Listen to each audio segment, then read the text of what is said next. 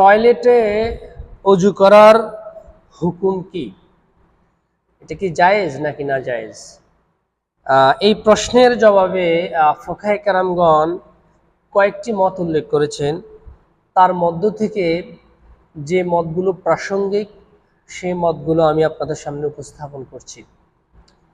প্রথমত আমাদের একটি জিনিস গুরুত্ব সহকারে দেখতে হবে, সেটি হলো টয়লেটে অজু না করাটাই উত্তম। আমরা বাসা বাড়িতে যেখানে পুকুর রয়েছে বা যেখানে নদী নালা রয়েছে বা বেসিন রয়েছে সেখানে আমরা উজু করার চেষ্টা করব। যদি এমন হয় আপনার বাসার যে টয়লেটটি সেটি অ্যাটাচড, যেখানে টয়লেট গোসল সহ বিভিন্ন কিছু একসাথে, সেই ক্ষেত্রে আপনার কাছে যদি কোনো করণীয় না থাকে, বাধ্য হয়ে করতে হয়, সেক্ষেত্রে ফুকাহে কেরামগণ বলেন যে সে অজু করবে, কিন্তু অজুর যে দোয়াগুলো রয়েছে এগুলো সে মনে মনে পড়বে। এটি হলো একটি মত। দ্বিতীয় আরেকটি মত হলো সে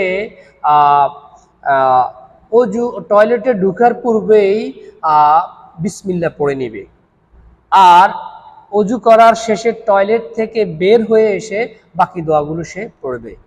আর সে যদি টয়লেটের মধ্যেই মনে মনে, উচ্চ আওয়াজে নয়, জোরে নয়, মনে মনে যদি দোয়াগুলো পড়ে তাতেও কোনো অসুবিধা নেই। এটি হলো ফুকাহে কেরামদের রায়, মন্তব্য।